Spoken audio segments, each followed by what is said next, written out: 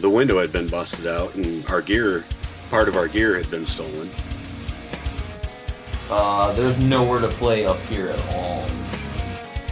I'm sitting there kind of by myself, like waiting for my manners, and the mirrors, like the mirrors kind of like spin open like 90 degrees, like they kind of rotate open, and all these women in sexy lingerie can come walking out from behind the mirrors.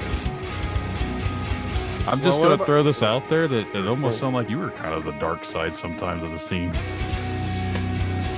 Just when I'd parted ways with Monuments, and so it was really, really desperate time of my life. At the end of it, our bass player told us, like, he just looked at us like, yeah, this is my last show. So, like, basically back to the Beast era.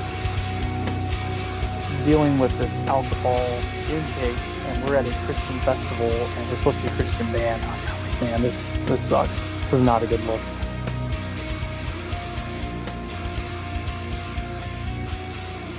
Welcome back to Dark Side of the Scene. I'm your host, Brandon, alongside Ed. Yeah, Ed. Ed. Do you Oh. suffer? Do you suffer from Ed? Right. We're gonna get them pills. Little blue wonders. Yeah. You know what makes me hard? So like I got a good rant here. Or I'm not gonna say, I guess if you can already guess if you follow my page or whatever, but I'm just gonna rant about this shit. So we had a show coming up this Friday at a decent venue with a really big band, and communication was kind of crap because apparently the venue was trying to figure out between the big bands whatever manager team, and well, I didn't get much information because they were trying to figure out what time we're supposed to. I guess let me start all over. I didn't know we were getting the show. I'd asked for it like last month through like a street team guy who's real nice, and he asked, and I said, "Man, can we open for that?" And he asked, and they didn't get anything from the camp from this big band. And then like within a couple Fridays ago, which gives us less than 2 weeks, they're like, he asked if we wanted it. I'm like, I guess. I just think that was kind of last minute, which I don't know. I heard different things that like the one production manager asked this other band if they want to play it, but they wanted to put down like $500. And I'm like, I've never heard of pay to play at this certain venue. That's why I found that kind of weird that they even said that. Well, who knows the source? Half the time, I don't believe anybody. And if my guitarist tells me this, then half the time he's a shitty judge of character anyway. So I'm like, anyway. So I just found it odd that we got it last minute versus anybody else. So then I'm waiting for these tickets, and they finally come like Monday, and I'm like, how are we supposed to offload? Apparently, they wanted to sell 25 tickets before we made any money, and I'm like, all right, whatever. I mean, we're not technically paying them to play; we're basically playing for free. So, which I don't care, whatever. And then all of a sudden, the band cancels. Well, actually, my singer said, "Oh man, the singer for the band's sick." He posted it on like a live video. I'm like, okay, maybe he'll be better by then. I think he told me Saturday. And then the band canceled Friday, but they have a show the next day in like Michigan, which so far is still going on. So what I gather is, as my other friend had said, that a lot of signed bands, if they don't make enough, if they don't feel the venue is going to make them enough money, they're going to cancel. So, I mean, How many people does this venue hold? I've never been there. I don't really know what the capacity is, but you'd think you'd look that up as like a tour manager. Well, I've only recently learned about the show once you said something about it like a week ago, and I didn't think it was a whole lot of time to try and be promoting a show for a big band like that. So they probably saw the attendance on a Facebook post and realized that it wasn't going to be anything worth their while. But I guess for me to think about what if I was in a big band, would I really start acting that way? Would I be like, those people aren't worth my time? That venue is not worth my time anymore. I mean, I don't really listen to them. I like him because a certain member is in that band, but he's not really an original member. But it's like at one point, do you feel like it's almost like, what do you call that? Your privilege is showing. Yeah. And like, I'm not too mad about it because I'm not worried about offloading tickets now. But it was really stressful trying to lack of information from certain people. The Like, whole other than ticket my thing sucks in general, I think, but that's just me. oh yeah, but that's how it. I mean, that's how it was when we played there before. I don't really care as long as we're not paying anything out of our pocket, but that's fine. I don't mind selling, but I don't know. It was just a bombardment of annoyance because I was like stressing out trying to get everybody to like, you know, contact me for these tickets or would set you up will calls. So I have to drive around everywhere to hand out these fucking things last minute. And then like, I don't know. I feel like my band was more disappointed that he canceled than I was. And then I ended up getting like the last minute show somewhere else. And then one person complained. And then, you know, as I always say, if you don't like it, you should book. So then another guy tried. And then the other one was complaining about how too far it was because he had to work the next day. And I'm like, it's just one whole day of annoyance. I mean, I don't know. It's a common trend. Like, no matter what goes on, shows get canceled. Other band members bitch about everything. Partially why I don't even want to do a band, and I'm torn. I want to do something. I don't want to do something. I would like to do something. I just don't want to have the responsibility of being involved. If that makes any sense. I mean, I wouldn't mind being a little involved, but I hate it. And I told him I don't like to do this. I don't like booking. It's too stressful for me because it's bad enough I'm the majority a songwriter. Like, I just want to write songs. So it's like, I don't know. This whole like show like put a bad taste in my mouth. I mean, again, I don't know whether to be shitty about what the band did, the main band, or not. I mean, no one will really know what happens. It's one of those things. Well, again, if they're playing in Michigan and then suddenly the singer ain't sick no more, then what holds true is that they weren't going to get enough money.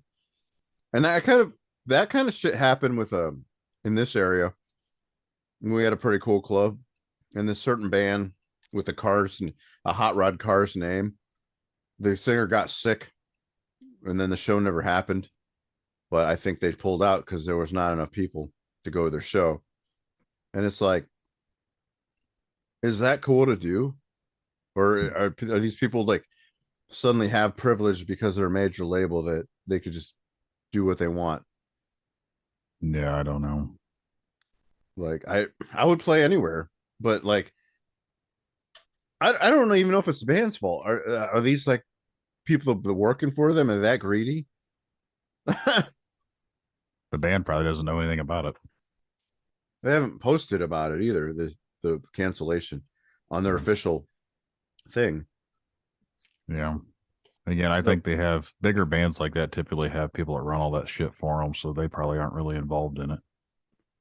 But yeah, I went ahead and sent the invite to this guy we got coming on here tonight. It could be him by himself, or it could be an entire band. We're not sure. So anyone out there listening, this could be an interesting episode. We'll see what happens. Yeah. But if you want to be on Dark Side of the Scene, send an email to Brandon at darksideofthescene.com and we can get you scheduled. If you've ever felt like you've been fucked over by a big band because they canceled a couple days before your show, we want to hear about it. If you've ever gotten put on a tour bus and they made you do bad things, want to hear about that too. Oh God. Yeah. And yeah. yeah. But yeah, so hang tight with us, and once these fellers get on here, we will come back to you. I'd like to take the time to welcome our guests to the show tonight, Sam and Brian. Thanks for coming out and talking with us. Thank you. Thanks for having us. Yeah, thank you for having us. Yes.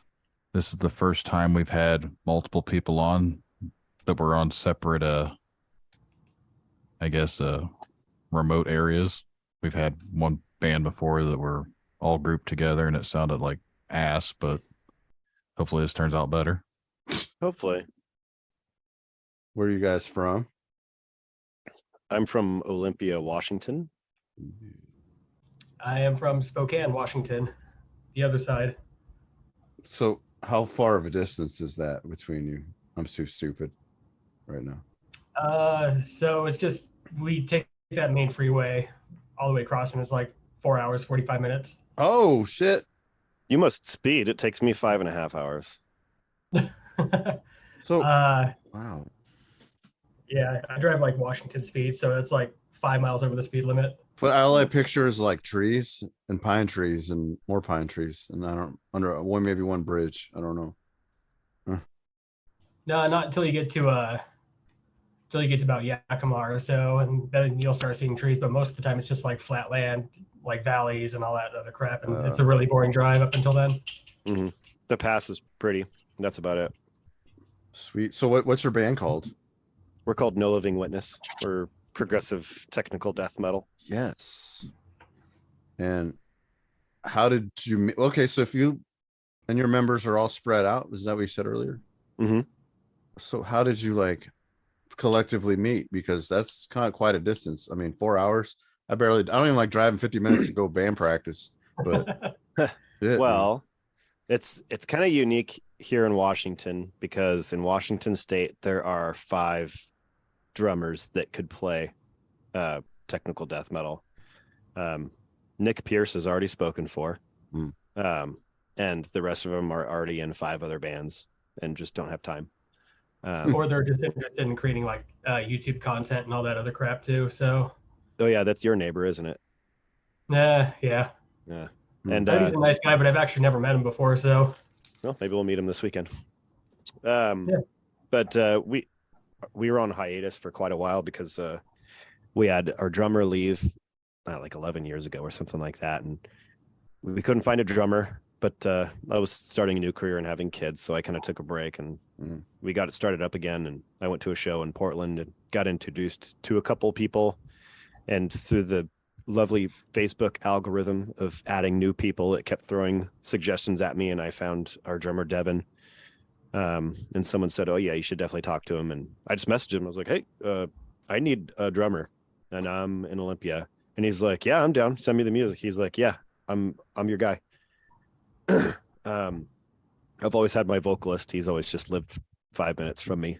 And then we were playing a show as 4 shows as a 3-piece, and just backtracking bass and second guitar.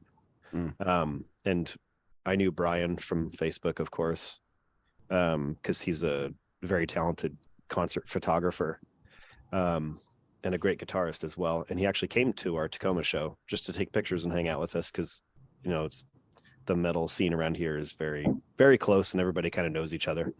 And then he just came up after the show. He's like, "Hey, are you guys looking for a second guitarist?" I'm like, "Yeah." He's like, "Okay, I'll do it." I was like, "All right."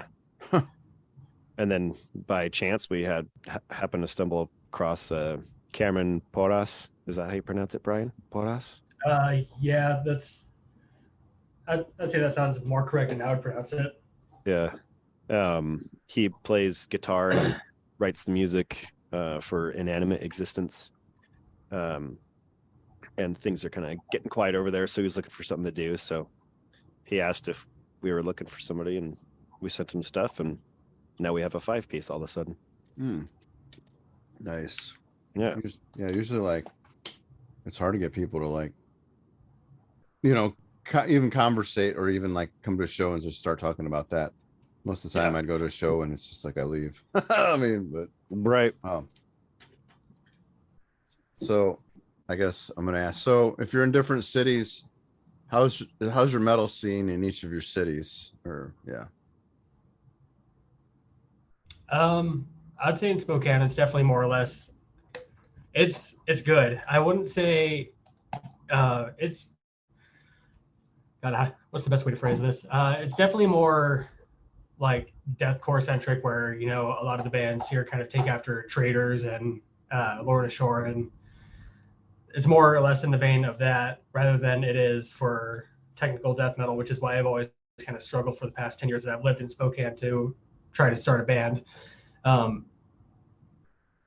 wouldn't say it's bad. I feel like people will show up though, regardless of what you play. that's good. And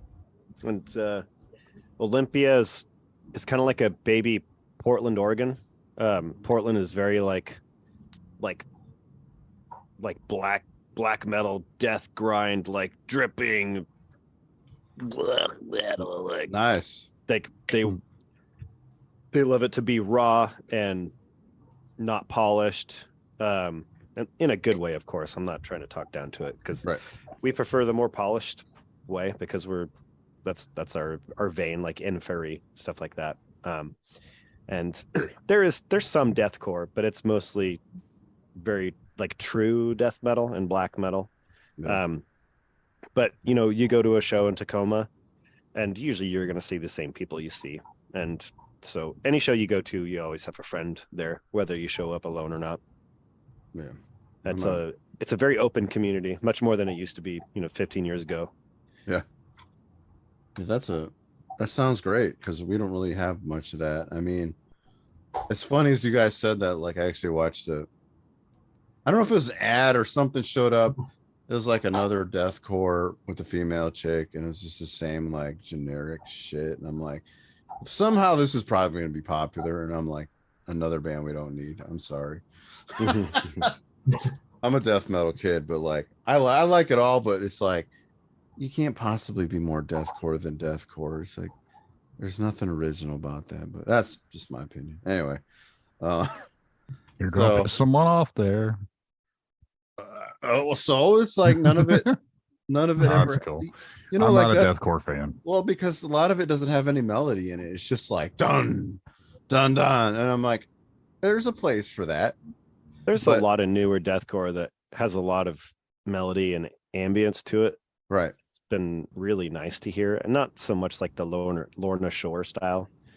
And I can't think of any. I don't listen to deathcore, but from what I've heard, like there's a lot of good stuff coming out that's doing something different than deathcore was 10 years ago, where it was just halftime breakdowns and gutturals. I actually got into that conversation with a buddy yesterday, I think, and we were just kind of joking around about how like a lot of deathcore is either like it hits the spot, or it could just go, just go away for the rest of your life, and you wouldn't, blink twice about it.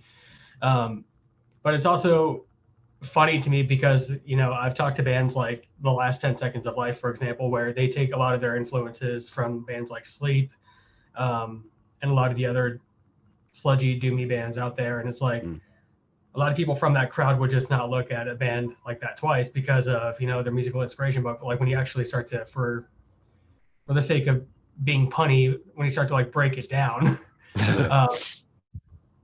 like you can actually start to pick up on those influences in their music. And I think that's actually something that's kind of cool about that band in specific.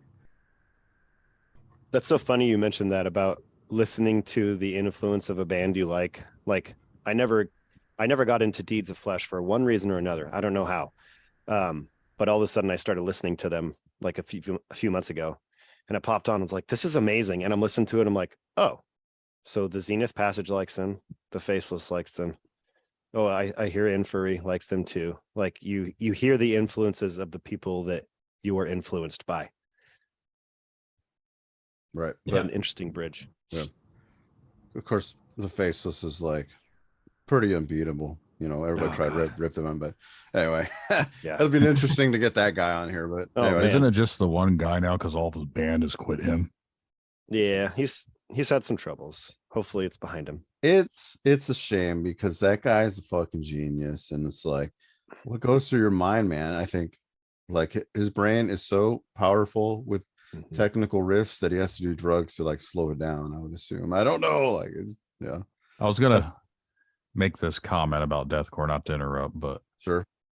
when we used to play around here, and this was probably back in 09, 2010 era, kind of when deathcore was becoming like more popular in at least our area, my buddy always referred to them as binary code bands because it's all zero and ones. That's pretty funny. Binary code. So that was what we'd refer to the deathcore bands back in the day, was just binary bands. It's fair. So basically back on top. So like, this show's basically about like nightmarish things that happen in your guys' career, bad venues, bad band members, like you guys got any kind of interesting stories about that? You know what's funny is I was actually racking my brain the entire time. Yeah. I wasn't even sure if I was going to be able to make it, on tonight after work because, it's like I get off work at 5:30, then have to, drive half an hour home. And I was like, well, I don't want you guys to wait up for me. But Sam was like, no, dude, it's cool. Just drop in whatever. So, hi. What up? And that whole ride home, I was kind of racking my brain like, what the hell has gone on? And I actually did think of something. So it's going to be kind of a different take than you're probably used to. Sure. And it mostly revolves around kind of coming back to normal life after, playing shows or doing whatever. This actually happened before I joined No Living Witness. It was right around April of last year. I was actually on my way to go shoot. I was on my way from Spokane to Portland to go shoot Inferi, Vulvodynia, Archspire, and Entheos, you prick. thank you. I was gonna say who else plays with them. It's ironically my favorite band on that list too. I went to go shoot them in Portland, and then the next night I was gonna go catch Noctambulist and Sunless at High Watermark. And on my way there, we got to about halfway, and then I get a call from my landlord who's like, "Hey, so I know you're. I don't know if you've been dodging our phone calls or what, but 45 days ago we gave you like a 90 days notice, like, hey, we're selling the house, and we haven't heard back from you." Oh, And we were like, no, we didn't get any letters. No, we didn't get any phone calls. This is the first time we're hearing about this. So it's like, okay, well, what the hell are we going to do? And it kind of put the sour taste in our mouth for the entire trip, because it's like, I can go out and enjoy this as much as I want, but it's like at the end of the day, I do have to go home and I do have to scramble to find a new living situation in 45 days, especially in Eastern Washington, where it is very much a seller's market as far as houses go. Damn, dude. So, like, for example, the house, obviously we ended up finding a house and we ended up making it work. It was a little rough, but we ended up finding a pretty good house for a pretty good deal.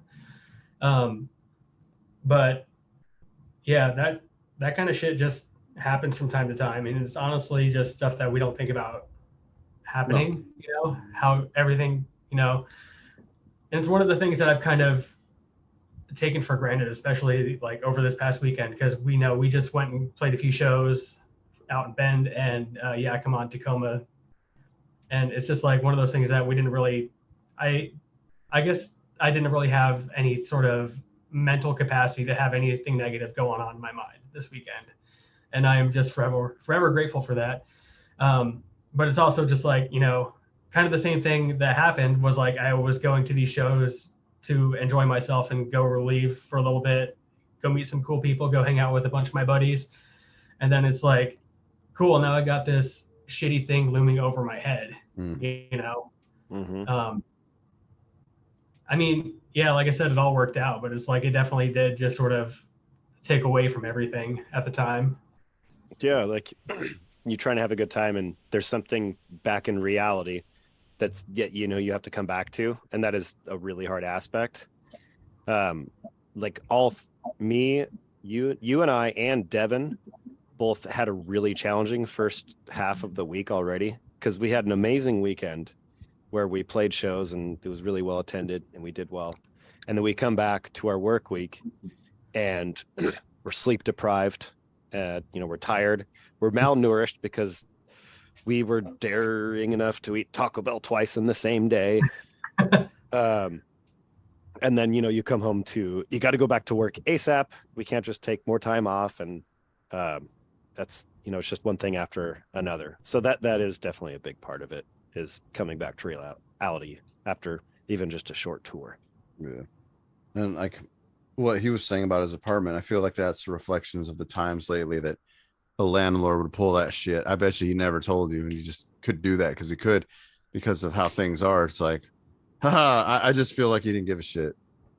Well, and that's kind of the shitty part too, is it's like, especially in today's market, you can get a house appraised for like, let's say you can get a house appraised for like $300K, and the owner of that house is well within their rights to ask that, and then people will actually like bid above that. So you can list a house for like $300K, and then you'll eventually end up selling it for like $375,000, $400,000. Sounds right. Just because so many people are trying to move up here, and so many people are like wanting houses, and it's just, I don't know how we ended up getting so lucky, but basically what happened was in the house that we're in now, they ended up getting the house appraised for like, I think it was like 285, and it's like, it's a 2-story house and it's a little bit older, and but the catch is that once you get a house appraised, you aren't able to get it appraised. And I guess they didn't realize that you aren't able to get it like appraised until like another year or something like that. And the owners didn't realize that. So they got it appraised for about 285. They did all these renovations to it. And then when they tried to get it appraised again, they were like, oh, well, it's still 285 because it hasn't been like the full year yet. So they eventually just kind of gave up and decided to sell the house for that. So. Yeah. So I was going to ask, how long have you guys been a band together? I forgot to ask that. Well, Brian's been in the band since November. Okay. But No Living Witness has been around since 2007, maybe. Oh, shit. That's a long time. Yeah. I mean, we were very active until about 2010. Maybe 2011, I'm not sure. And then a very long break. And then we came back this last September. So we were just kind of an online band-ish kind of. So you never went on a tour or anything like that? Just weekend. We've done a tour. Okay. I definitely got some good stories from that for you. So, yeah, that would be interesting to hear for sure. So this was, I believe it was 2010. The tour was with the band from our area called Super Happy Storytime Land. And they were still around? They're around in some aspects. They have a new death grind band called Prolapser, which is just lovely. Not as cool. I actually love that band, unironically. They come to Spokane all the time. Nice. And Super Happy Storytime Land it was like fun metal band. Like all of their songs were about positive things. Like they had a song called Mopar 90 or 88.5, a song called Fishing with Dad, a song called Bear Astronauts, just silly. Like they just had fun. Kind of a party band. And we booked a tour with them called Hot Meat and Dope Treats. And it was a West Coast tour down to Albuquerque and back. And we based the whole tour around a festival in Albuquerque called Gathering of the Sick Fest.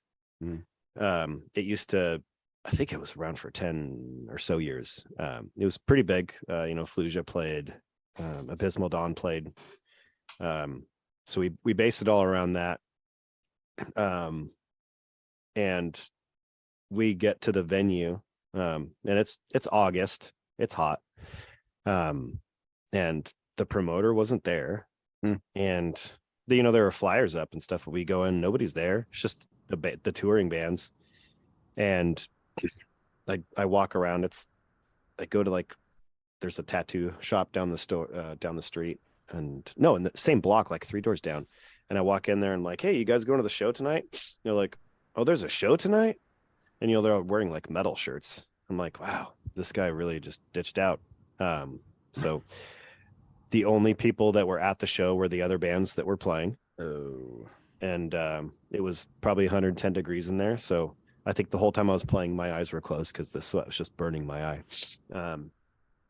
And I think the 2 headlining bands were the only bands to get paid because everybody had a guarantee. We didn't ask for much, but we still didn't get it. So it was definitely disappointing. It was a fun tour, but it was also it was a DIY tour. I think the drummer from Super Happy booked most of it, and I think I booked maybe 1 or 2 dates out of the tour. So back to that, like, I mean, obviously you guys had a sound guy. Did he not know anything about what the misinformation? What do you mean, sound guy? Did you have a sound? Was there a provided sound guy for that? Yeah, festival? there were people at the venue, and there were people working there, but I never saw the promoter, and that was the last year. It kind of just seems like he just bailed on it. Oh, yeah, nice. Definitely disappointing. Yeah, but it was a fun tour. A lot of shenanigans, some fun things and not fun things. I still got plenty of stories from this tour if you want more. Sure, no, go ahead. All right, I'm gonna blow my nose really quick here. You got the beast. They have allergies. Actually, I think we forgot to tell you, like, we don't call it the C word, but we call it the beast. If we have to like refer to that good old virus thing, we call it the beast. That's the nickname. I forgot all about that rule. Yeah. No, I liked the beast. That beast was good to me. I sell beer for a living, so. Oh yeah, I'm sure it was good for you. That's all people did was drink during the beast era. Yeah. So we went on tour. It was August, and we had a 17 passenger van, and the air conditioning was broke and the windows did not roll down. Except for like the windows, right by the drivers. Yeah. Just those tiny little triangular windows. I don't remember most of the tour just because I have terrible memory, but apparently we played in Redding, California. We played at this bar, and then when we were done playing, we literally grabbed all our gear and walked across the street to another bar and played the same night at another bar. Hell yeah. I don't even remember that. And then we stayed at this dude's house who was friends with the band. And he kind of lived out in the middle of nowhere. It was almost like a farm. I think 4 of them slept in the van because we had a keyboardist at the time.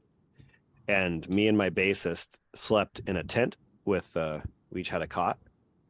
And they're like, hey, don't sleep on the ground because there are like snakes and stuff and sometimes scorpions. And I'm like, oh, okay. All right. So my bassist and I go to sleep, and I'm sleeping and I hear, Sam. I'm like, well, he goes, don't move. I was like, why are you telling me not to move? Oh, shit. He's like, open your eyes, but slowly. And I see what I think is a dinosaur in our tent. Turns out it's about 4.5 foot tall turkey. And it's just sitting there looking stupid like a turkey.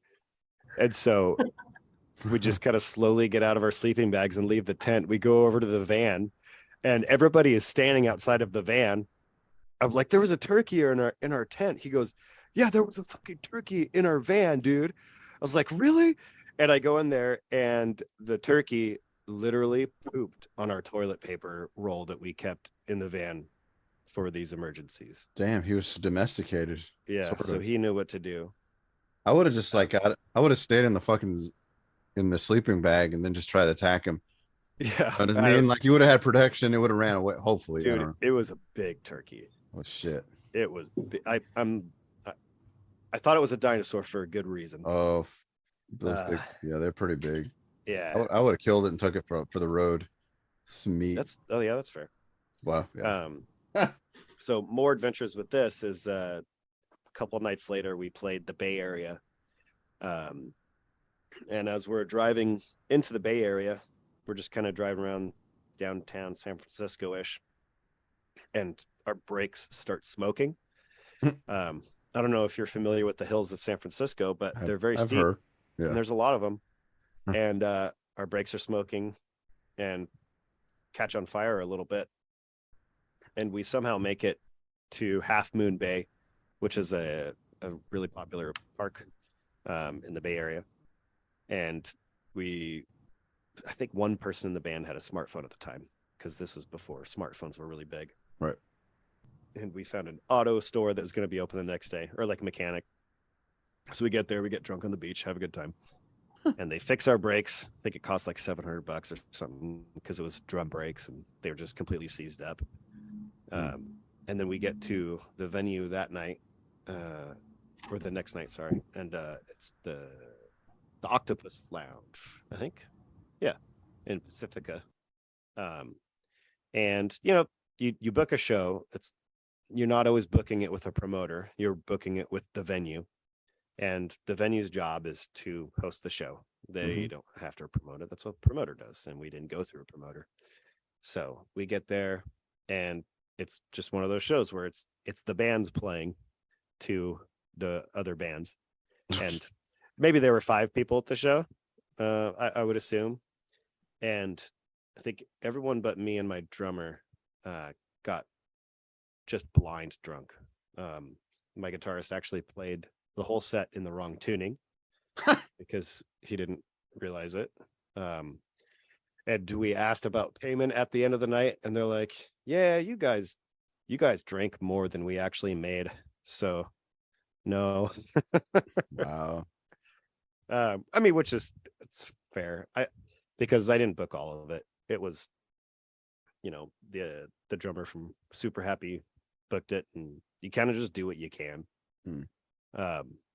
And this is definitely lesson learned now, because when we play a show, we asked if it's a guarantee per band or if it's a door split, so we know what to expect. Yeah. And back then we just never did that. Someone asked us to play the show, be like, yeah, we'll be there. Or we'd, ask, the big venues if we could open up for the touring bands, and we'd play and not get paid. And we never thought anything of it. And now it's a big focus for us.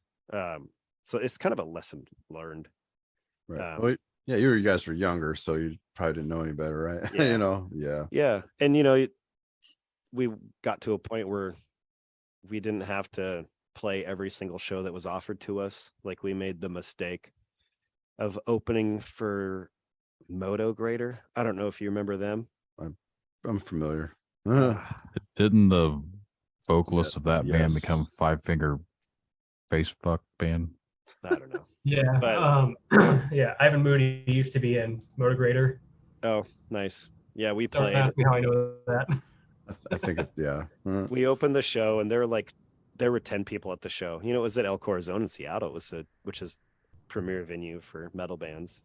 And it was us, and I think maybe one other local or another band they were touring with. And they actually have an instrument called the Moto Grader. And it took them forever to set up, and they had like all this face paint on and stuff like that. And we played our show and got our stuff packed up in the van. And then they started to play, and we all just looked at each other. It's like, let's just leave. And we just left. It was so terrible. It was just like crappy industrial new metal. Just couldn't stomach it. Yeah, we've played with something like that. Opening up, but we won't discuss that. Wow. So like basically this one tour you did, was it just self-funded? Oh, Obviously. yeah. Oh my wow. God. And we didn't even have a band fund. Like, everything was paid out of pocket. Whew. I paid for most of the gas, and everybody dropped what they could. I don't think we got paid by any of the venues. Maybe $200 for the whole tour. We actually left 2 days early. There was Idaho and Salt Lake City left, and we're like, let's just go home. This sucks. Just because there wasn't anybody at the shows. We weren't making any money, and we spent so much money on gas and so much money fixing the van that we just ended up going home.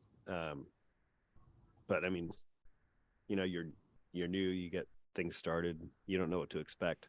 But now we know how to do things properly. Like, when we just did our 3-day weekend of shows, we have a band fund, so we didn't pay for anything out of pocket. So that way we can actually afford to do stuff like this. Now, do you guys think, like, well, now that you know better, obviously they're older, but like, do you think nowadays it's better as far as like how things are organized from the other side?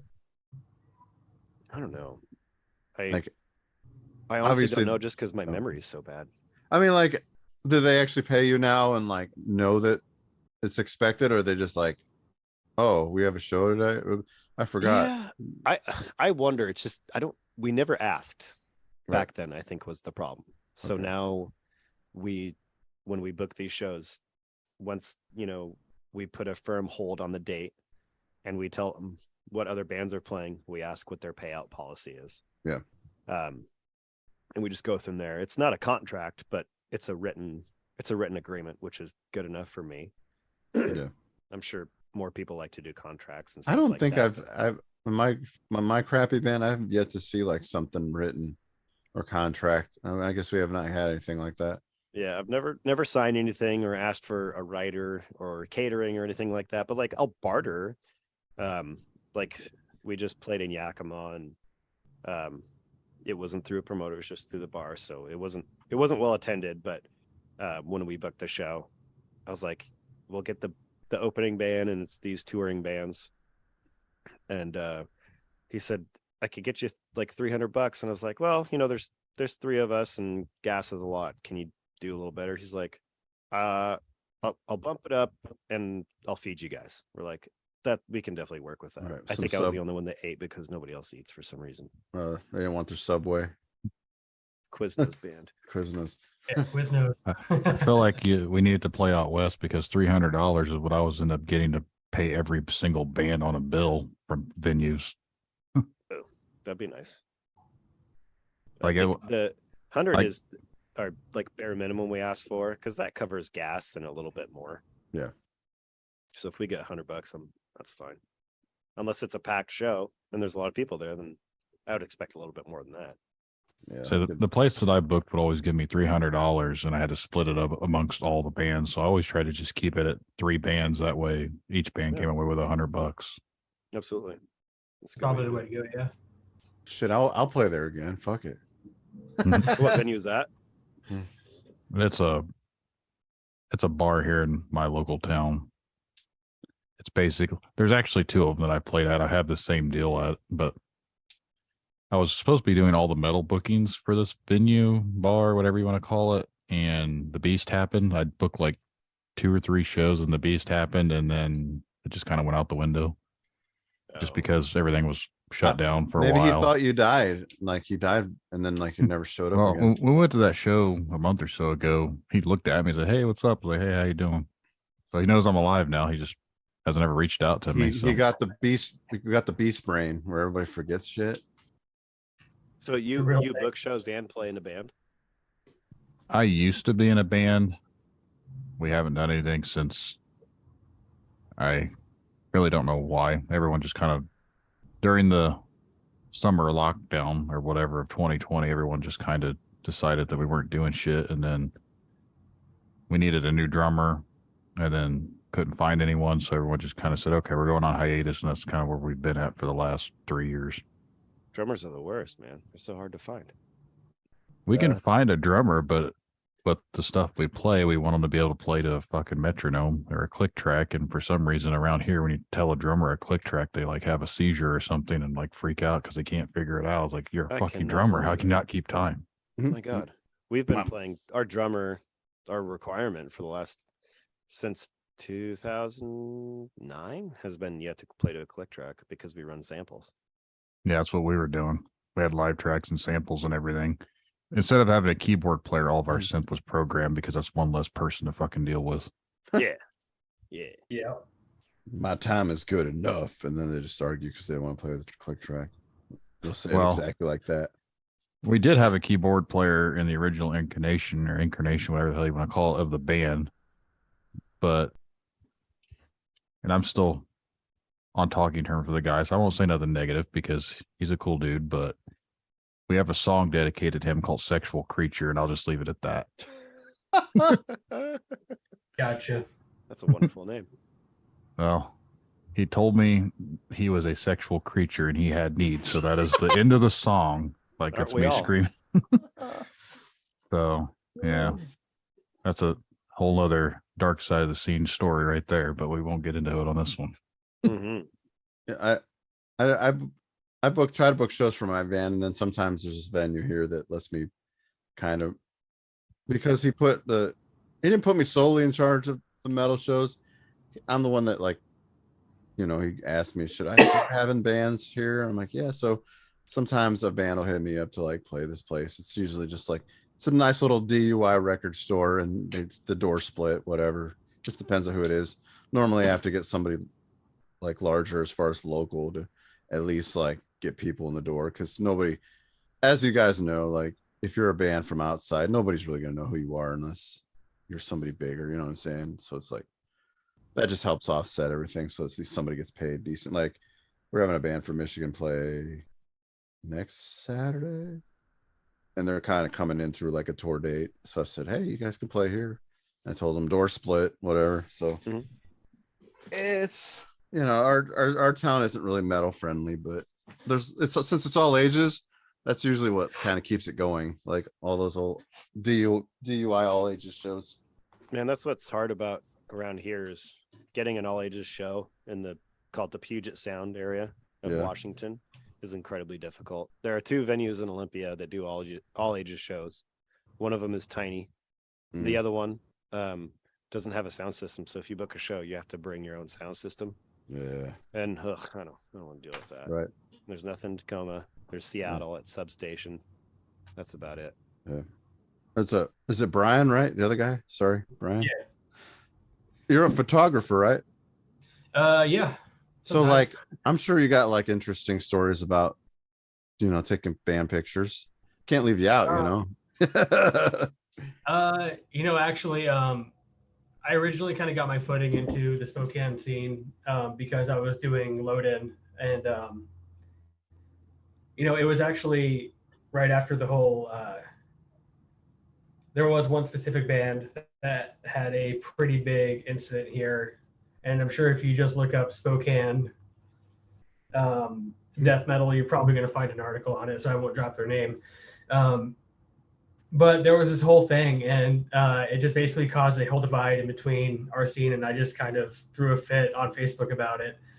And I was like, oh, well, that's why no one wants to fucking come play Spokane, you know? And I just, you know, I decided right after that, I made that Facebook post, I would just try to work with my local promoter and just be like, hey, very seriously, if you need help like setting up shows or doing anything, just let me know and I will be there.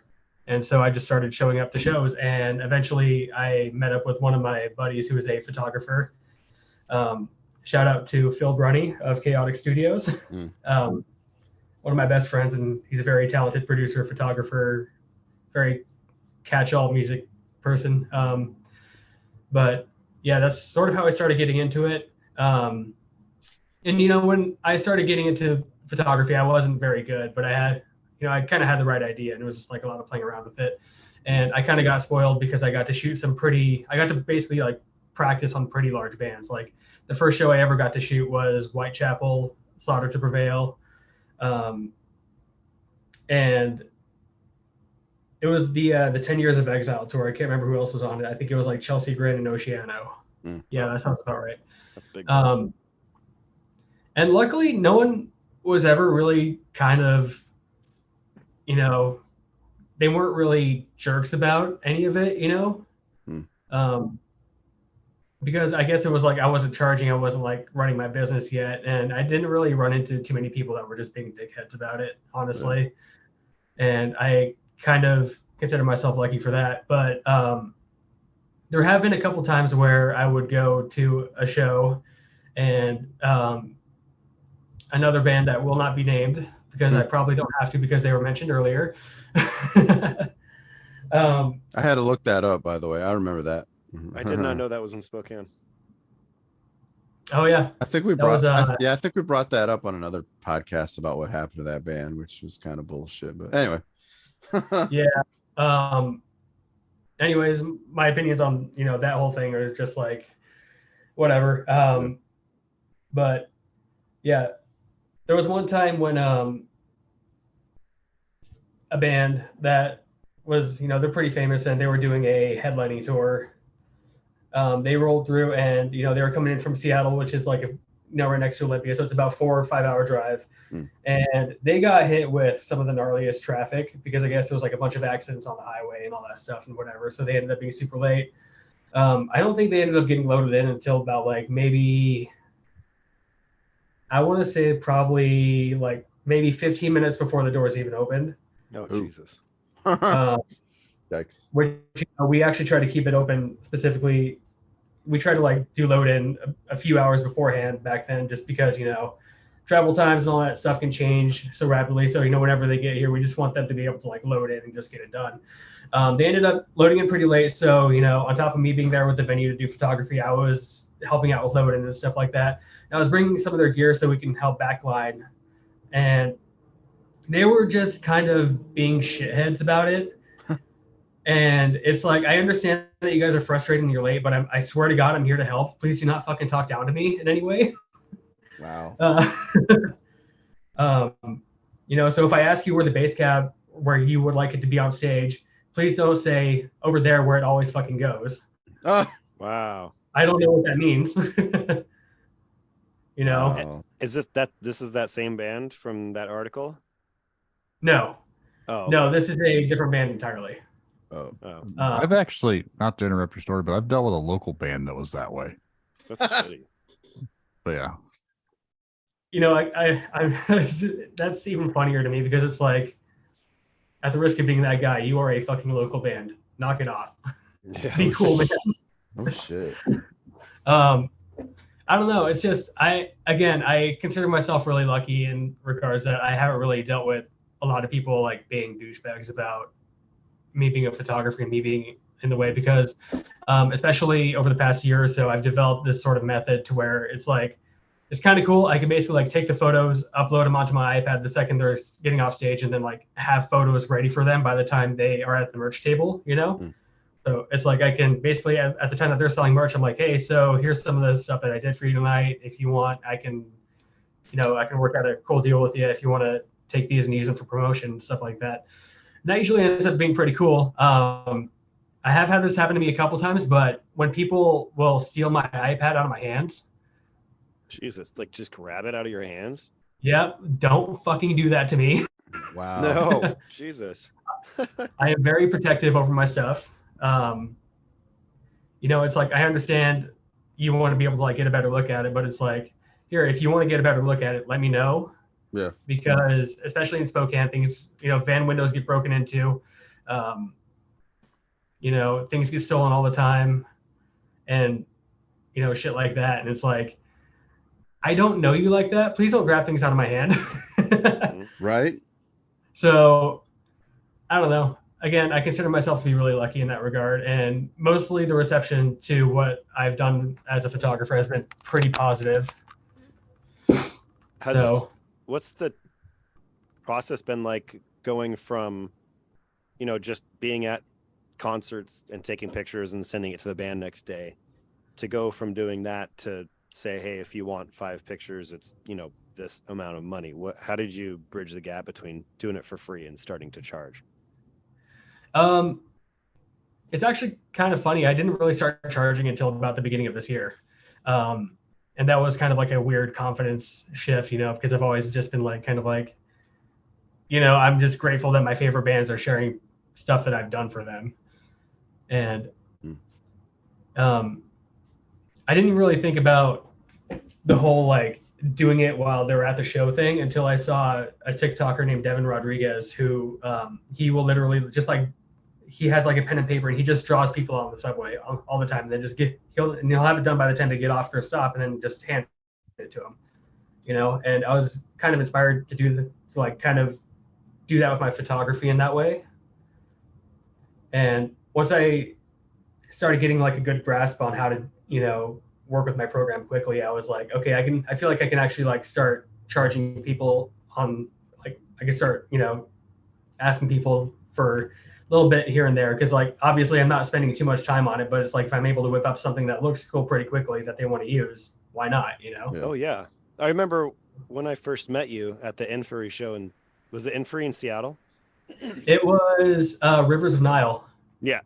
And I remember you doing that and showing it to, I think it was not Illustrium, Wes Hawks band.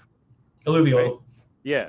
Yes. And I watched Yeah. you take pictures of them, and then after they got broke down and they got back to their merch booth, you're just like, "Hey man, I took some pictures of you," and you're just like, "Dude, that is so cool." That's a really good way to go out. That's actually a good way to connect with people. What he's doing, like just Yeah. a friendly photographer, and like I should do that because I have that stupid. I forgot what Nikon can send it to your phone right away, and it's like, hey, I got a picture of you. Want to be friends? Yeah. Exactly. Actually, your story reminded me of something that happened in And then someone's Lansing. going to say you're a creep taking photos of them around here. That's okay. I look like one, but there was an incident in Lansing, some venue, and I guess the guy taking photos for the band that was headlining, the security guard like grabbed him and beat the crap out of him and threw him out of the venue, and they don't know why, and like the guy like I think he like pressed charges on the venue on that guy and the whole venue, and it's like a big deal. So it's like I don't know why the security guard had a fucking stick up his ass. So I mean, he just decided to beat up on that guy, but that's kind of messed up. Was the Yeah. band the one with a lady vocalist that has a huge ego? Oh Okay. no! Actually, it had nothing to do with the band, really. The band's Okay. pretty cool, but like it just had. That's funny.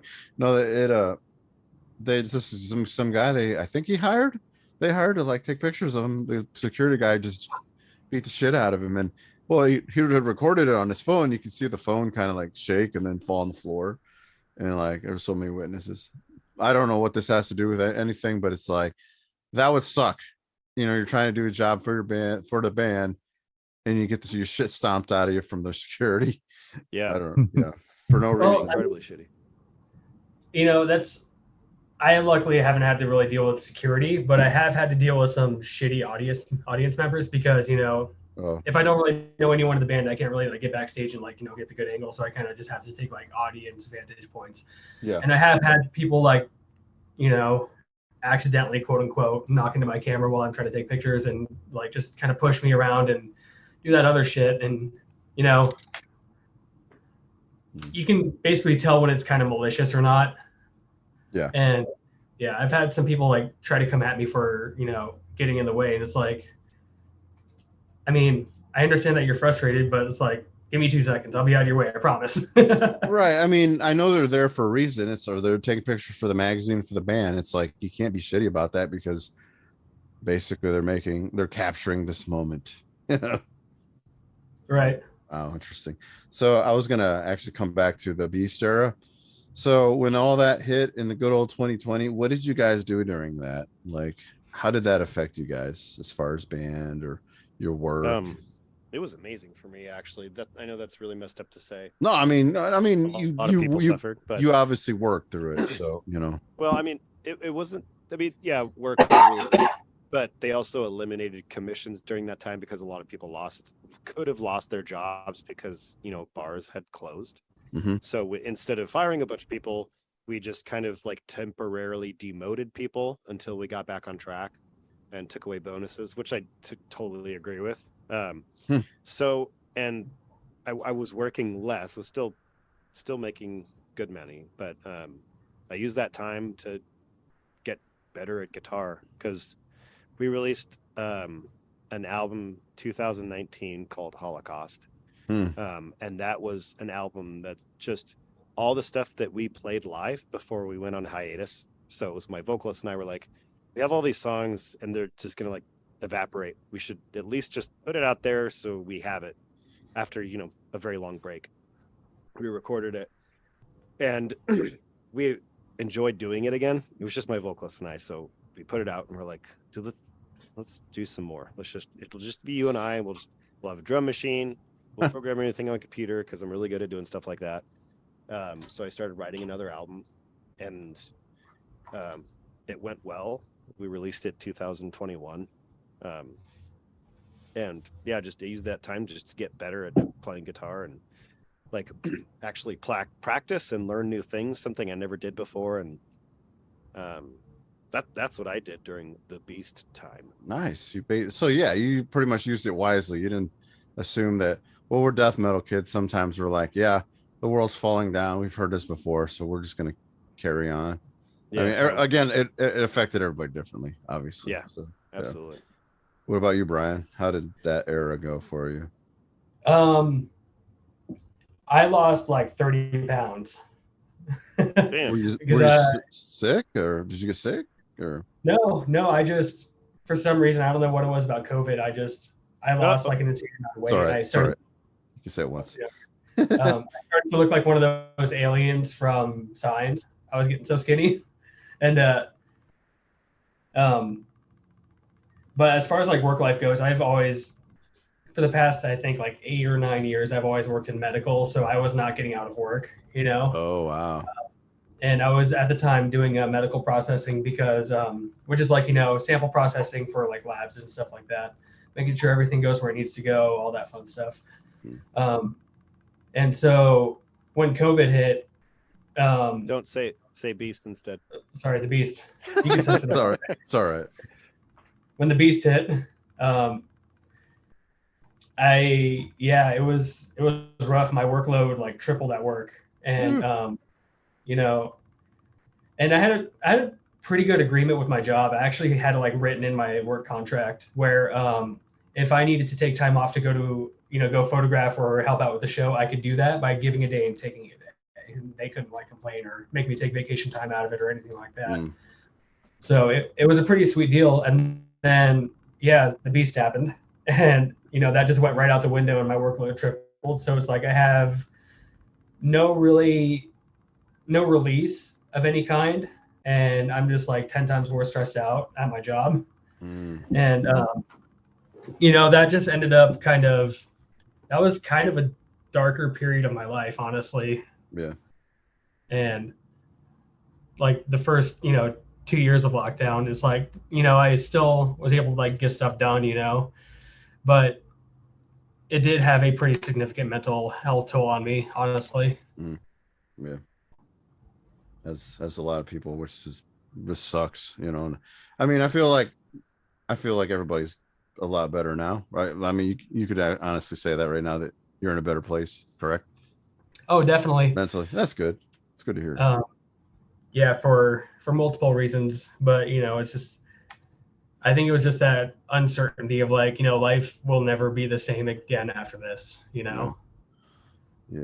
I mean, to me, life is a lot different, but yet it's not. Like, people are still being shitheads even before this, because again, I bring up on the show that we lost a lot of shows.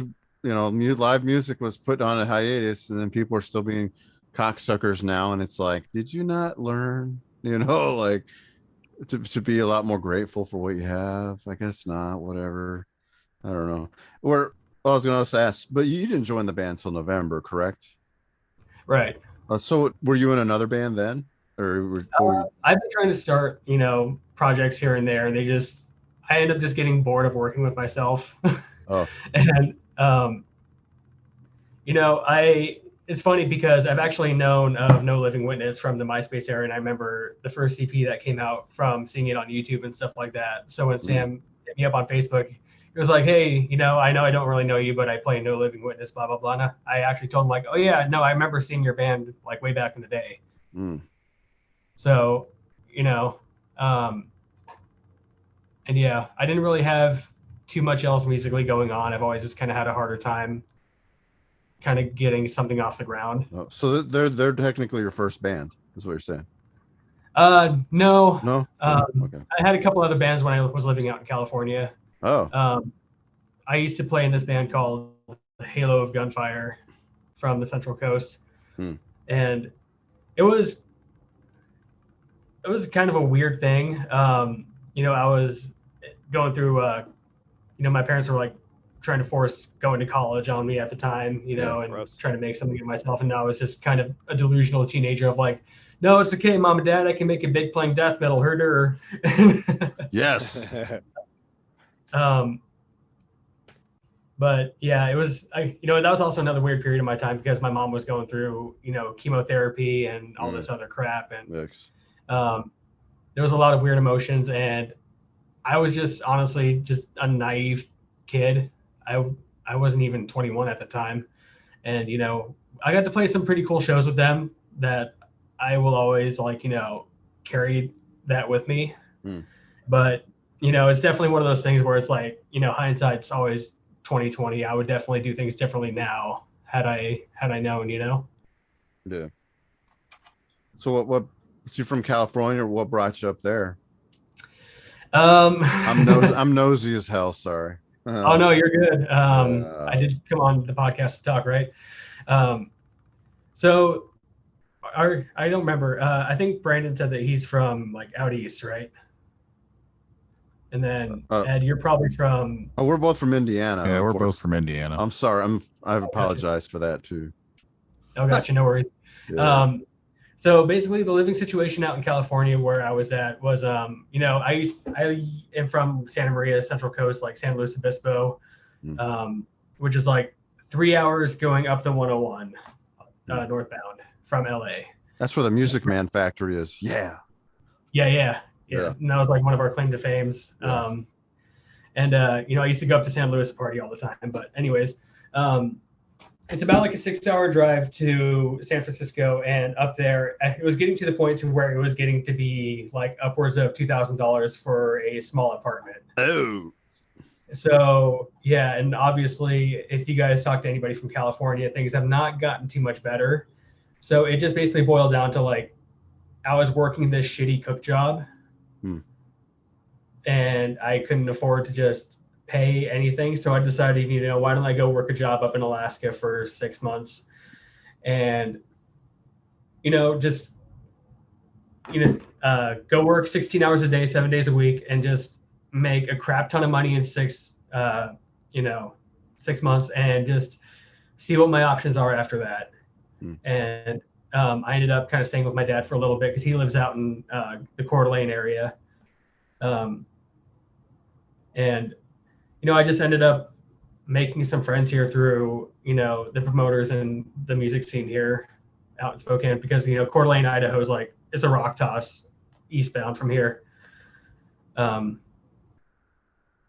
yeah, so I ended up moving here just because I feel like I didn't really have too many other options, but I ended up meeting my wife here and, settling down. So I guess it worked out. Yeah. Sounds like it. His wife's badass. She is also a photographer.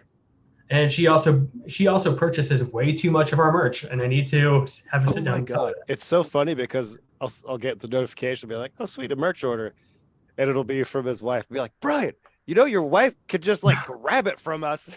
She doesn't have to pay for it." Shit, my wife. I don't think my wife even wears our. Well, okay, she does. Wears a band T-shirt, but yeah, that's cool.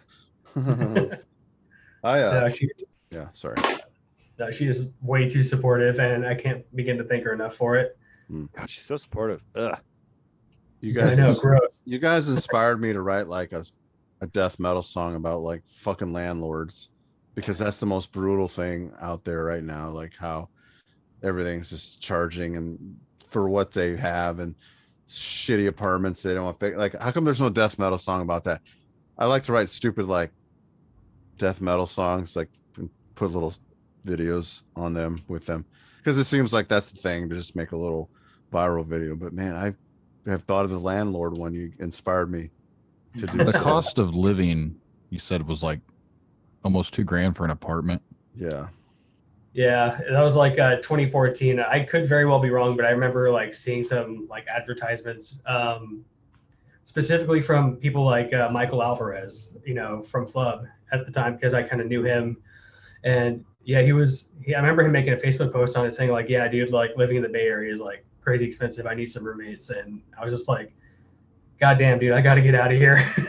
They've made, if you knew anything about the little shithole that I'm from, it's just a little podunk town, nothing fancy, not anything. they got the circus. Well, yeah, we have the circus, circus capital of the world here. But they've made these new apartments and they're charging almost $2,000, I'm pretty sure, a month. And I was like, for this town? Really? But apparently that's rent anymore for renting apartments is close to $1,500 to $2,000 around here now. It's insane. What's the apartment complex called? The Clown Complex? I don't even fucking know. Sorry. I like to tease them about the whole clown thing and circus in his They have a clown union here for real. the funniest thing I've ever I heard. mean, yeah, they got to be represented too, though, you know. So I get it. That's true. It's Clown Town. So like, are you close to like Bloomfield? I think it is Blooming. It's either Bloomington or Bloomington. Bloomfield. It's Yeah. Bloomington. No, Okay. I'm north of Indianapolis, which is the central of the state. I'm about 70 miles north. I literally live in the middle of nowhere. Like So, the like- the bigger towns are at least over an hour away. You live like an Air Force base, like down Yeah. the road from you. The reason this town was on the map was there used to be an Air Force base not too far from here, and every year they have an amateur circus, and it's supposedly one of the biggest circuses every year. They have a big parade and everything else, and it used to be like this huge thing. Anymore, it's not as big as it used to be, but it has a circus hall of fame here in this town and other stuff, and they literally claim it's the circus capital of the world. I don't know if that's true. That's just what this town claims it is. It's impressive. Well, if I remember correctly, too, Indiana's kind of like they're not so, for lack of a better term, gracious with their minimum wages and stuff like that, right? No, Yeah. So we are It's- very, very 1800s in this state. yeah. We couldn't even buy beer or alcohol on Sundays up until what, 5 years ago? Something like that. Jesus. Yeah. We still don't have legal weed. We're just like Every state Basic- around us. you can basically I think get like something, Andy but- Griffith should be our Governor. or no, should be our mascot, Andy Griffith, because that's what I feel like that show. Mayberry. Like Mayberry, the whole town, this whole state is like the town of Mayberry. Everything closes early when it needs to. Everybody's got to go to church. But everyone goes to jail overnight because they're on meth. Oh, that too. Yeah, we got meth here too. Yeah, it's everywhere. It's Sadly, inescapable. it's pretty brutal in itself. But yeah, For I a live- while, the heroin outbreak was a pretty big thing too. Yeah, that's what we're pretty close to Aberdeen here in Olympia. And that's where Kurt Cobain's from. Really big heroin problem for a while. Now it's in Shelton. Super fun. I just saw something posted today. They have a park in Clown Town, and apparently there was complaints from these juveniles that are always up there causing damage to the park, and they always find syringes and everything else. People are like, well, I don't take my kids up there. I was like, well, Don't do I mean, at this rate, what do you expect? that. Yeah. Yeah. It's got to stop being surprising after a certain point, right? They have little emergency things that they thought was a great idea. They put up these emergency, they look like mailboxes, but it's for you to put in your used needles. They have them stationed not too far from there and some other strategic locations among the town. Like, that's just saying that you have a fucking problem, and this is the only way you're trying to help it is by having a place for them to get rid of their needles instead of trying to solve the problem of why they're on the needles in the first place. Yeah. It's complacency. That's Clown Town. God, yeah, that's wild. Yeah, we're again, we're the asshole of the universe. Welcome to Indiana. I live more close. I live more north. Not that it's any different. I'm like by Notre Dame area. I'm sure you guys know that team. Oh yeah, okay. Yeah, that's where I'm close The to. team, the college. The college, whatever. Yeah. It's like, what part of India? Notre Dame. Oh yeah, I've heard of them. So that's the only universal way I can express where I'm from. Yeah, with the hunchback, right? Yes. Yeah. And that's a whole dark story in itself. I guess the real story, but anyway. Oh yeah, no, dude, I heard that book is like, growing up, the Disney movie was like one of my favorite Disney movies of all time. But it's like I actually reading You the book. would was like, have a favorite Disney movie. You're talking to the man that unironically watches Bluey every night because That's very true. it's just such a good palate cleanser. He doesn't even have kids and he watches Bluey. Hey, Bluey is a good cartoon. What's I Bluey? do have kids. I don't have. What's Bluey? You don't know what the fuck Bluey is? No, dude.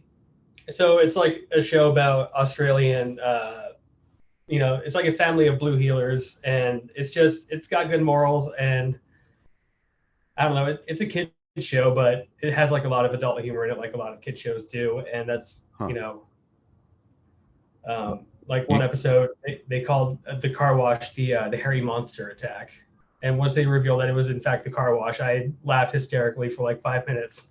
No, I've never heard of it. I gotta watch a lot of TV, I guess. Damn, I'm behind. Ed doesn't have kids, which he would have no reason to know what Bluey is, but you Not don't that have I- kids either. But Not that I know of. not that you Um, know of. Right. I go over to my sister's house to play D&D all the time, and for her kid, she's always got Bluey on, so I'm very familiar with the show. Gotcha. Hell yeah. I It guess came my out kids are like cool. 4 or 5 years ago, I think, and my 4-year-old used to watch it, and then she really started watching it in the last 2 years, and now my 2-year-old loves it too. So I can't Mhm. escape it. Yeah, That and Cocomelon. never got behind that one. Nope. Have You're, no fucking be clue. grateful. Be I have fucking no grateful. clue what you guys are fucking talking about. That's funny. Hashtag children. Right. Hashtag I miss DuckTales. DuckTales was a Woo! great ass show. I'm old. I believe they started redoing it. I think my kids were watching it the other day. Yeah, I saw clips of him like that. Ain't no DuckTales. Get that shit out of here. They have like updated Ninja Turtle stuff too, and That I that's have the same thing. Get that shit out of here. I have all the old ones on DVD. I bought like a box set of them off Amazon, and Nice. I was letting my daughter watch them because she likes Ninja Turtles, but it's not the same. I was like, no, these are better. Watch these. Don't watch the ones that are on Right? TV now. Yeah. Oh damn. Bless you. Somebody's got the beast. Oh no, allergies been kicking my butt, and I think it was funny. We got back from our little tour. We got back to my place here, and Brian took a nap and woke up like 45 minutes later, and he was just completely stuffed up. And he was like, "Dude, I think I'm sick all of a sudden." It's weird to me that you guys would have allergies. The only time I've been up in Oregon and Washington was right at Hood River, basically on Oh yeah, Columbia. So it's just right across. Drove a bridge over into Washington, so I was in Washington. But the air up there, and I've said this, I think on the actual podcast we just Yeah, come you out this, guys are our second Oregon guests. but the air is just so clean up there to me. Like compared to where we're at here, like I could breathe differently. It just smelled crisp and clear up there. Is the only way I can describe it. Well, I think part of it was like we ended up sleeping with the van window cracked, and in Bend it's pretty dry. Hmm. And I wonder if that's kind of what messed us up when we slept there overnight. Was like we just ended up, getting super stuffed up and congested somehow. Or maybe I caught something from one of the kids at that show, but who knows? Right. So you guys went on like a mini tour, correct? Just recent? Yeah. How it was was the sorry. it was really good. Yeah. It was Thursday, Friday, Saturday. Because we all have jobs where we just can't take time off Right, now. right. So that's how we do it. We don't do one-offs. We do at least 2 shows at a time, so it's really worth it. Otherwise, you drive 10 hours round trip just for one show. It just kind of sucks. And you go to the venues like alone. You're not like paired up with another band, or We prefer to find another band. So in September when we came back, we did 2 shows with 2 of our friends. One of them is called Blighted Eye. They're like black metal, and the other one is Odyssey, and they're from actually where Brian lives. So we did 2 shows with them, and then in November we did 2 shows in Portland and Astoria, and we did it with a band in Portland called Lunea, and they're like good, progressive, almost deathcore-ish, I would say, like Rivers of Nile style. Mm. And then this last run, we did it with Greybush from Humboldt, California, and Broken Glass Sanctuary from Bay Area. nice. So that way we can create like a tour flyer with all the bands on it, and it's less confusing that way. Yeah. Rather than just posting a bunch of different flyers for different shows. That just doesn't look as congruent, I think is the word I want to use, hopefully. Yeah. So, Yeah. so basically, yeah, the shows were good turnout, correct? Yeah. Well, so Bend was amazing. Bend was by far one of the best shows we've ever played in like our whole career. Nice. It was all ages, and these kids, they showed up, dude. They were so good, and they were there for live music extreme music. They didn't care if it was a deathcore band. They didn't care if it was a metal band or technical. They just wanted to rock out, and they were so receptive. And we do a lot of dynamic stuff in our music. Like we have breaks where it's kind of clean, and my vocalist kind of put his arms up in the air and started swaying, and like literally every kid in the audience it was like 80, maybe 60 kids with their hands up and waving with us. It was nuts. Nice. We're not a big band, so we don't have No, people but it's know good to us. it's good to God, hear yeah. like but the reception's good. Like I feel like out here it's like kind of hit or miss, but there's not enough death metal, black metal bands around here anyway. So it's like it's good to hear that things are on the upswing for for death metal in general. Like it's kind of interesting how popular it is now. Back in the day, the high school kids like myself would just be the outcast kids and the scary music that's scarier than Metallica, because most people couldn't stomach Metallica because it was quote too heavy. And it was at the time, but now it's like it's interesting how death metal and then technical death metal is accepted widely now. I like it. As my young teenage self would be crying right now in tears of joy. So I don't know. Yeah. That's just how I feel about that. And so Bend was really good, and Yakima was kind of a glorified band practice. That was one of the shows we just booked at a venue. It wasn't I wouldn't say it was a venue, it was a bar. He was very nice, but he's not a promoter. The dude just runs the bar. He made sure we were fed, showed us the 4-track mixer that was our PA, and we played. I think maybe, Ryan, 10, 20 people were in attendance at the show, maybe. And I think it's just kind of shady to say, but I feel like a lot of those people were there because they're regulars, not even because they heard about the show. Oh yeah. Well, I think I feel like there might have been 6 people there that came because they knew it was a show. Like your buddy came out. Yeah, my There were a buddies couple- from Cold Hearts. Shout out to them. And there were a couple chicks there that were there for the music. Hell yeah. And then Tacoma was cool. The thing about Washington, when it's hot out, is when it gets hot, people just want to either not leave their house because it's too hot outside, or they want to go to the beach. Yep. So like the bars did like no business this week because it was so dead. So it was hard to get people to go to the show. And we had a competing show in Seattle, which is about 30 miles away. It was Archaic, First Fragment, Grey Lotus, and what was the other band, right? I cannot remember. It's like that deathcore band. I'm gonna look it up. You First said it was Fragment's Archaic? friggin' nasty. Dude, they're crazy. And if I wasn't playing the show, I would have been at that show, because I love Archaic, and First Fragment never comes to the States. So I've actually was going to try to reach out to them about coming on an episode sometime, but I don't know how about contact them. I guess I'd have to creep around and see if I can find a way of contacting them. Creeper. Facebook 'em. The other band was Awaken Providence. Yeah, that's the one. Good job. That reminds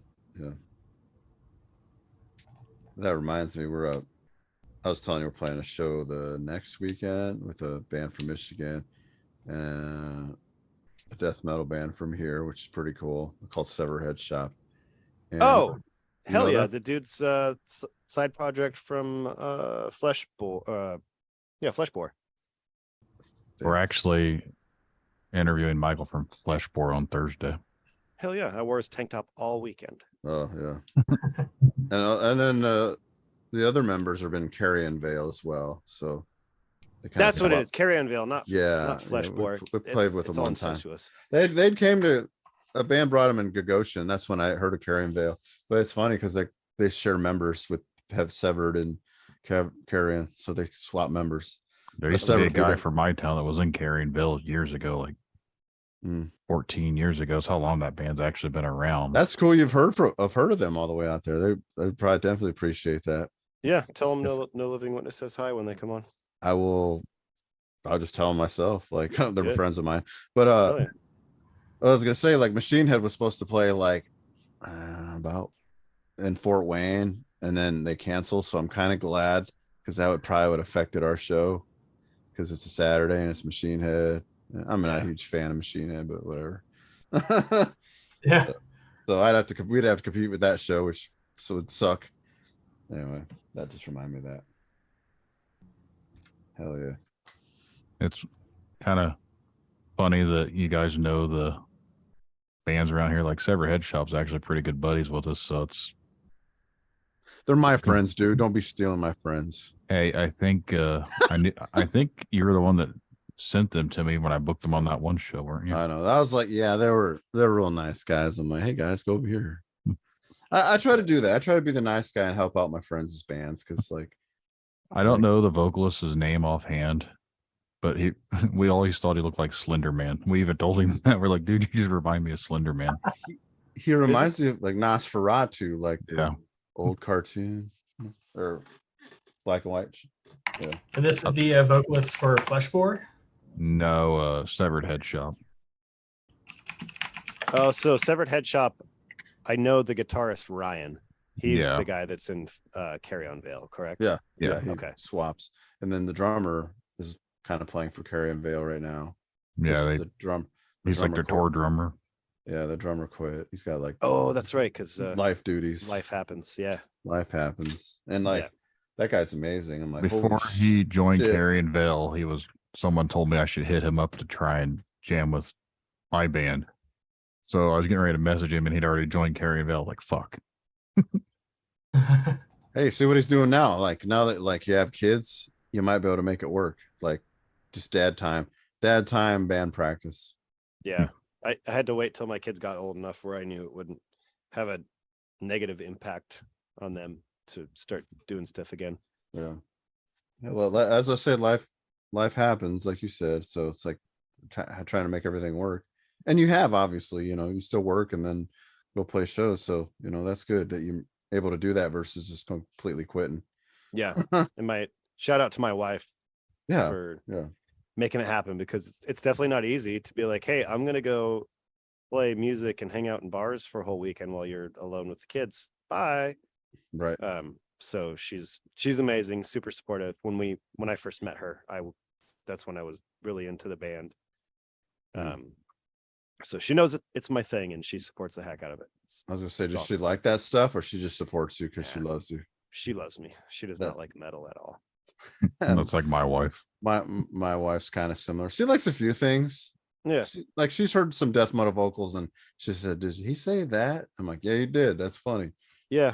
She knows she knows one vocalist's vocal style, and she'll just be like, is this Abigail Williams or is this Veil of Nath? Like, she knows Ken's voice really well just because of how shrill he is.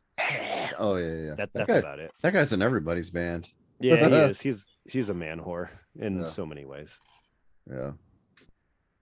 Awesome shit. Well, if you guys got anything else you want to talk about, we can get to that, or we can get to the point to where we promote your band and play some music from you guys. Yeah, you can promote us. I don't think I have anything else. Awesome. I mean, you can tell them about how you screwed up our MIDI this weekend.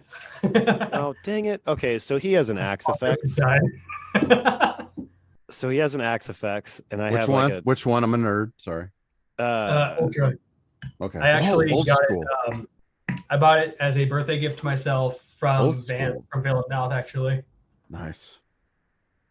but so there's 3 MIDI ports in the back of it. One says through, one says out, one says in. And it went fine the first show. All the MIDI switches happened appropriately. And then we must have unplugged it, packing it up, and then I packed it back in for the second show, and it was just dirty tone. It wasn't going to clean or lead. And we're about to play, we just look at each other, we just shrug like, all right, well, let's just go. And after playing the 2 shows on the wrong channels, I get home and I busted out last night, and I just had the MIDI port in through instead of in. You're fired. It was seriously a 5-second fix. Not even that. All I had to do was look. It is hard when you go back there without a flashlight. It's annoying how much ports that one has. Oh no, we have a really good rig. It lights up. so we can get in there really well. But it was just I think our dumb caveman brain we're like, it's a technical issue. It's going to take forever. I don't want to mess with it right now. I have like, Well, I mean, yeah. You know, that was kind of why I wasn't mad about it at all, was because A, we were able to make it work, and B, it was like, you know, we didn't really think about it beforehand, so that's why we didn't really mess with it. And by the time that we remember, like, oh shit, this is backwards, like, we didn't really have time to fix it because we were like getting pushed on stage and like, go, go, go, you know, and it's like, all right, well, guess we're doing it again. So yeah, no, I'm genuinely like I said, I'm not mad about it at all. We made it work. We have a pretty unique system. You know, a lot of bands play to in-ear click, but we have a laptop that runs samples, bass, out of 2 different outputs. So when we go on stage, you know, we hand people the cable, like, this is the bass, this is direct, these are the samples, and then we have 2 vocal mics because we have in-ear monitors. You don't have a bassist? I thought we do have a bassist. He's just not playing shows with us until June. He's getting caught up with the stuff because our stuff is just so technical and so hard to play that it's taking forever. No, I'm just kidding. He just has a lot going on. He's going to a wedding in like 2 days for a whole weekend. So, and he's also getting caught up. But yeah, it's always nerve-wracking when we have all these in-ear monitor and unique way of playing live. When we get on stage, it's like, oh, we gotta go.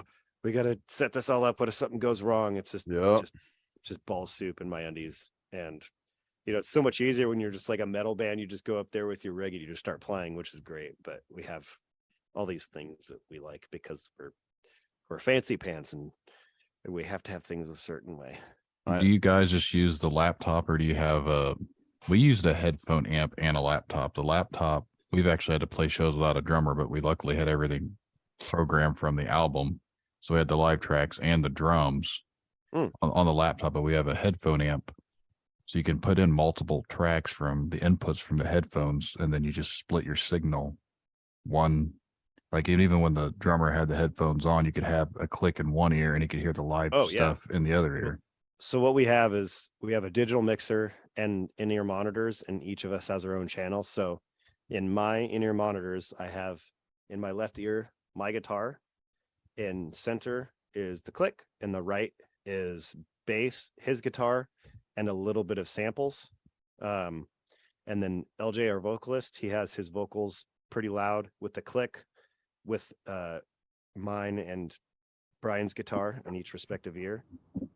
And then Brian's mix, I'm not sure what yours sounds like. You're in my right, and then I don't really hear LJ that much. But I'm getting to the point to where I think I might actually go ahead and I don't really think I like having both ears in at the same time because it's kind of claustrophobic for me. Yeah. I'm wondering if next time I come over, we can actually mess with that. I've been meaning to talk with you about that. Sure. You know, we'll figure something out. But yeah, and I think I have click centered, if I remember. Yeah, it's like click and kick are both centered. And yeah. And then I usually can just hear samples from like the house for some reason. Oh yeah. I keep the samples in our ears just so like if we somehow lose time, like the samples aren't going to lose time. But the right. Do you have a kid beside you, or is that a ghost? Yeah, I have a child. I didn't see that. I was like, wait. So who programs all that? Do you do that? I do, yeah. Man, that's like, I want to do that, but I don't want to do all the work for my band. That's what Devin did with us. He literally just like did all the live tracks and he split them all and then all the clicks. Because we have a guitarist who could probably do it. The other guitarist could probably do it because he works at Guitar Center. At least that's his claim to fame. But it's like, I already do enough work for the band. I don't want to like, does that make sense? Like, yeah, I do it. It is a lot of work, dude. So like, I do all of that. I do our production. I do our mixing. I do all social media. I also do all of the art for our albums and our shirts.